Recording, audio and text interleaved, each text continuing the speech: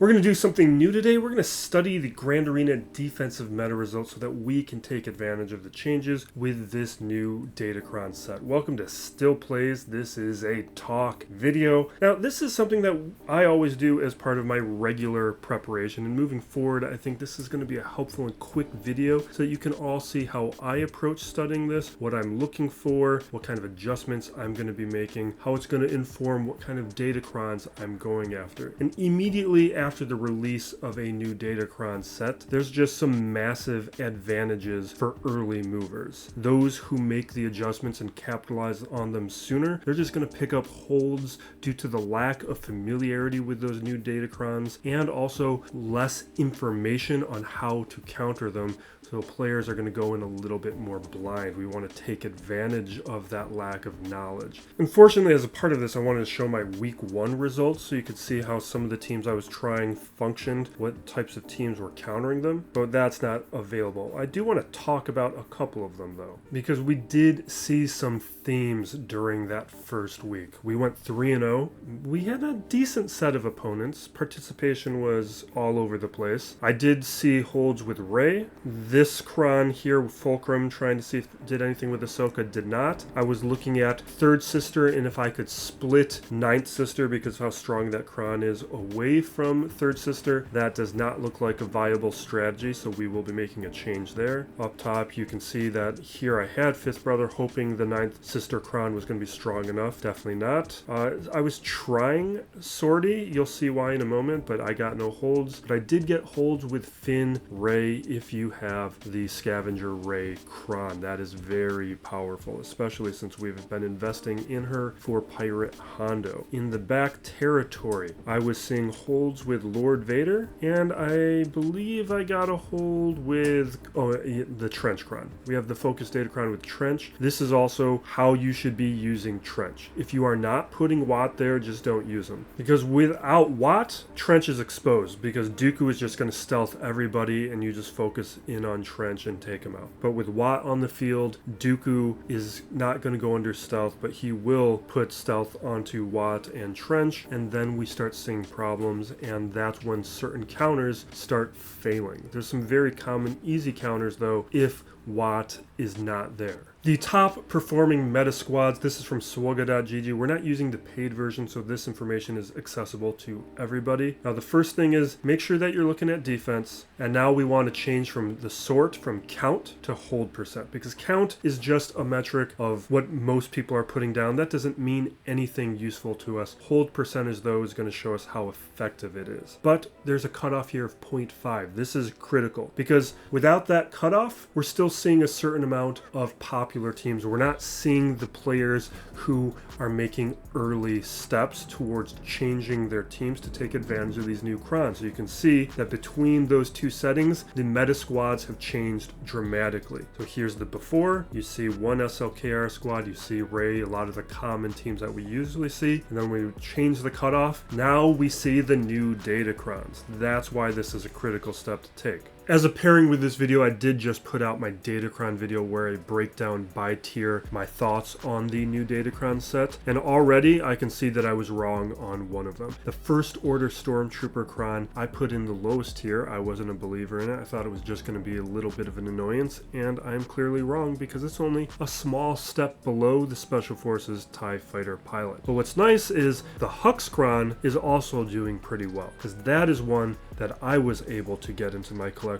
I was not able to find any of the other First Order ones, but I've also been prioritizing the unaligned Force users. But it's very good news to know that we can use a variety of these First Order Crons and still have an effective defensive team. And for next week, that means I'm probably moving SLKR over to defense. I don't think he's going to be as important for offense this season. I certainly didn't use him much during the first week, at least not on any important counters. Pirate Hondo is a very effective defensive team, but that's also partly due to lack of familiarity. We just don't have a lot of information for him because this is his first 3v3. We can see that there's only 951 that were placed onto defense, and we don't know here if the Silvo or Vane Crons were added to this to make it more difficult. That's something that you could see with the paid information. But I did face one. It didn't have a level 9 Cron though. Starkiller, at least without Silvo or Vane Crons available, was able to handle that. That's a good counter to save for those purposes, and which is notable because as we get a little further down here, we're going to see that some variants of Starkiller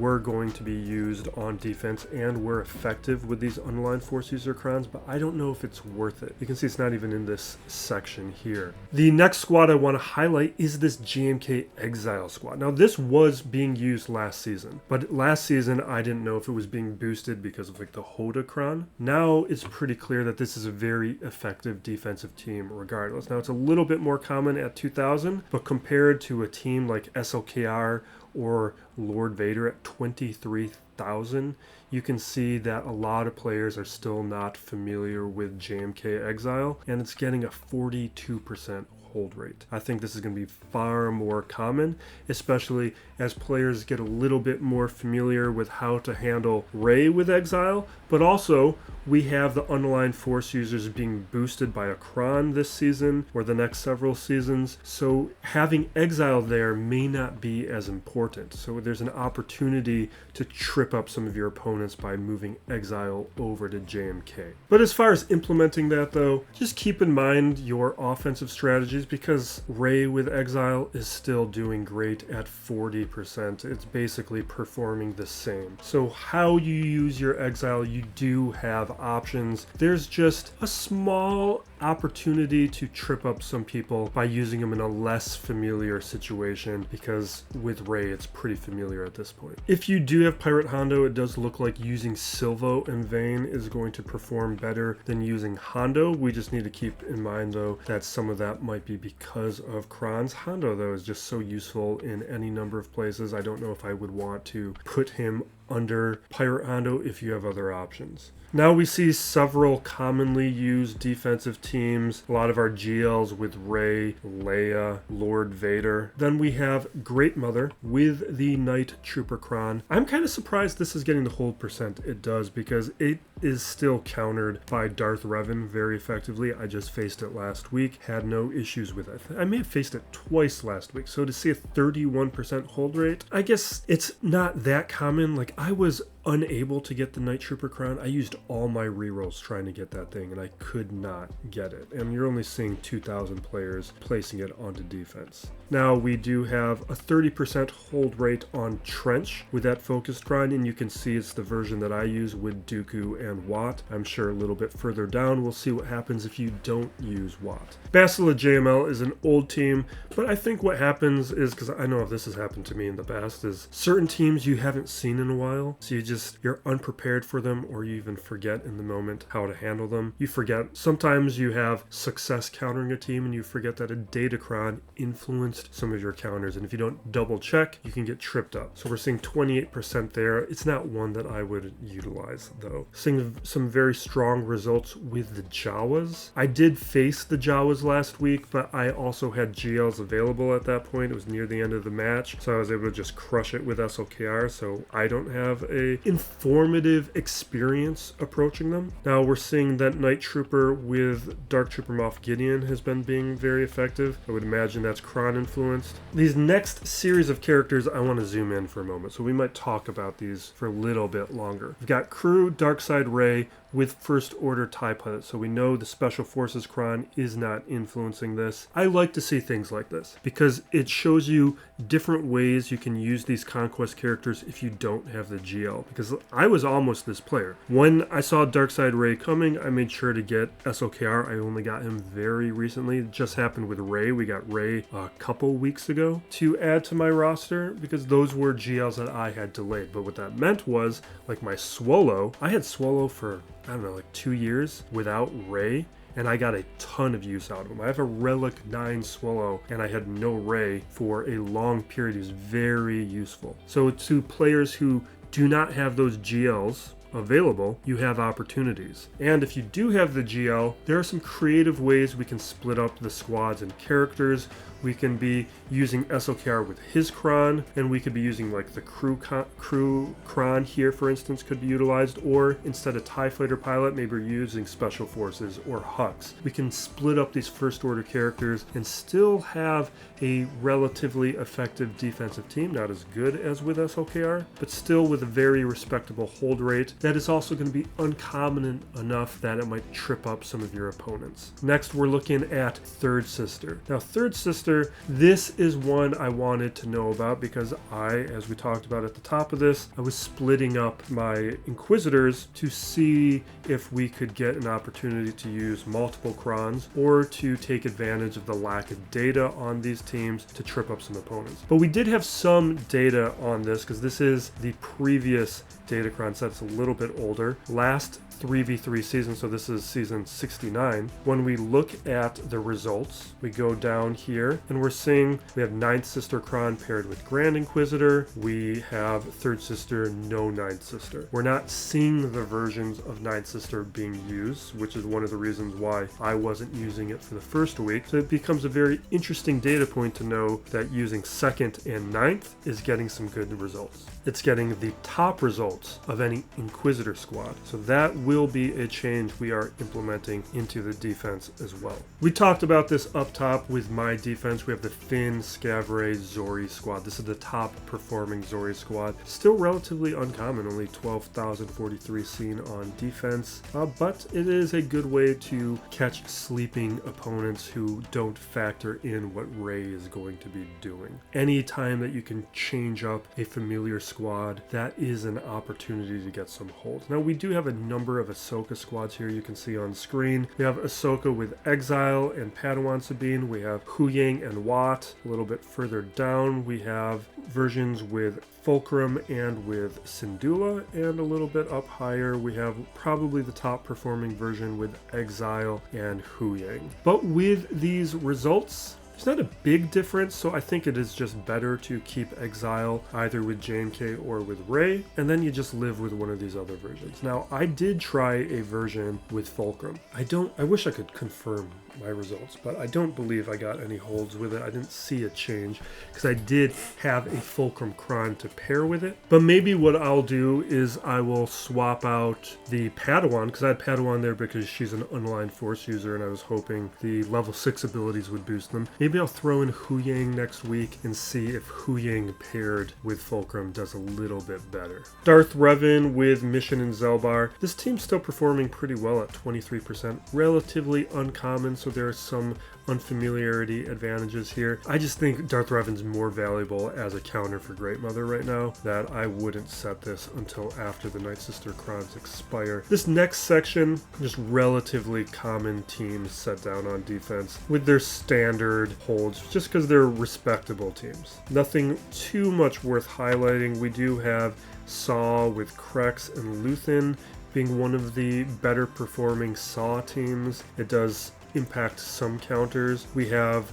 a Savage team with Scavray. This is another viable option, but this is another thing like with Darth Revan where Starkiller is so valuable on offense, especially right now with Pirate Hondo being one of the better Pirate Hondo counters, that I don't think I would utilize my Starkiller on defense. Rey Barriss still doing well despite the Barriss Cron being expired. That's good to know. Definitely a way to keep this team relevant while placing the Exile elsewhere. And then you see here with Third Sister, with Ninth Sister, and Grand Inquisitor, this is not the best squad for Third Sister, which is very important to know to take advantage of the quality of that Ninth Sister Cron while it's still available. We're seeing Maul still performing well. Now, what I find interesting is Ithano. I did place this on defense, even though I don't have these characters fully farmed up. I didn't get any holds with them, but I do find it interesting that they are effective on defense. This was performing well last season as well. Like if we flip over here, this is the previous season. He is here somewhere. Yeah, right here, 17%. And why I'm showing this is because it being last 3v3, we know this is not being boosted by pirate Crons. So this is safe to know that it performs basically at 17%. Whereas this season, you could question, do they have the Qui-Gold Cron? That could be a possibility. Now, this is why I placed Sortie onto my defense. 18% hold rates, decent, not amazing. Mine got 0 holds, but I also have low relics on these droids. Like it's relic 3 for me on T3M4 and on L337. Radis, I would assume that this is Cron boosted, but maybe not the level 15 ability, because I think I only had mine at level 6 for the first week. But this is a team that to pay attention to over the coming days. And now here's my point about Trench. Now this doesn't have Dooku. I think this team would be better, or maybe not, because this is the second best Trench team. 17%. Huge drop down from the quality of the Dooku Watt version. This is why I say if you're not using Dooku Watt, just don't place Trench. Maybe use him on offense, do something else with him. I don't think he's an effective option. And from here, I think we wrap it up. I don't think there's further things to glean with the rest of these teams. Maybe there's another Cron or two we could think of, like Iden has a Cron right now, but the further we go down here, the less informative and relevant this information is, and these hold rates aren't good enough to be placing. What really you should be doing is considering maybe you take some of these teams off of defense. Like Tuskens shouldn't be on defense anymore. They were good on defense because there was a Cron, and you can see that there's still a small amount, but a sizable amount of them are still getting holds. Not getting holds. They're still just occupying space on defense from players not making the adjustment. But if you are spending time looking at this section, what I would be looking at is what teams that you have on defense that are not performing well, and replace them. And we're going to make some of those changes right now. To implement those lessons learned, we are going to remove Fifth Brother altogether. We're going to replace him with that SLKR squad, or a SLKR squad. So we'll look at First Order, we'll do Rey, and we're going to do that Hux version because the Hux Cron is what I have for the First Order. We'll build out more of those over time. But that we know is one of the top teams, this one performing at 45%. We're going to keep trying to get more data on Sortie, even though my team isn't great there. Maul probably shouldn't be there, but is okay. And I really should be done with Rex. We didn't even see that as one of the better performing teams. It's too common and stale now. It's something I probably will change, but I might need to think about it for a moment. And here we are going to change up this squad, and we are going to put in Ninth Sister and use the Ninth Sister Cron. This is going to be our best option for the Inquisitors. And it does give me Grand Inquisitor, though, to possibly use elsewhere. I'm happy with how I'm using Rey. I do have the Swallow Cron there, even though the Swallow Cron's not great, but it's something. We are going to change this squad, though. We didn't get any results out of it. We'll try Huyang at least for a match or two, see if that helps me a little bit. Otherwise, we might just pull Fulcrum out from this. These teams I'm happy with. And then on the back wall, do we want to make any further changes? We don't want to use the Hondo Cron here. That would be a waste. Let's swap that out with a different Pirate Cron. Now I have plenty of other options to choose from. We do have Silvo, but I don't have him at a level where I can use the level 9 Cron, I don't believe. But that is the correct level 6 ability, so we will use the Silvo Cron. And it might mean, though, that we use a different combo of pirate characters. My Vane's not good, though. We're sticking with this version. It's the best performing combo, even though we are at lower stars. So I think that's going to limit them being functional. But I'd still like to see if we get anything out of them. We're happy with those teams, happy with those teams, happy with that. Although Tarkin's very easily handled. I don't think I'm too impressed or pleased with those Amis. Now the question is, do we find a replacement for Rex? Because by the data, Captain Rex is only getting a 14% hold rate. I do see holds from him though, with my results. So I am a little tempted to hold him here, but I'd really like to set down a team that gets more in that 20% range. But when I look through the options, we're either already using them or I don't want to use them. I think we're going to just live with Rex right now, because he does actually get me holds, which a number of these other teams never have. Let me know what you guys think about this video, because that would be very helpful to me. That if this is valuable, we will look to do more things like this, especially as a lot of the things within this channel from its beginning are no longer relevant to the game. Either my roster doesn't reflect it, or the changes CG has made it so that some of these strategies that I did early on, like Gear 11 on my roster, it's no longer an effective strategy. It's irrelevant with gearing these days. But look in the corner, we do have the Datacron video breaking down how I feel about those Datacrons. Just keep in mind that I was wrong about that Stormtrooper Cron. And moving forward, you can look out for this video at a minimum every 2 months with the introduction of a new Datacron set, that first week of information. Thank you for watching. Be excellent to each other, everybody. This is Still Plays Galaxy of Heroes.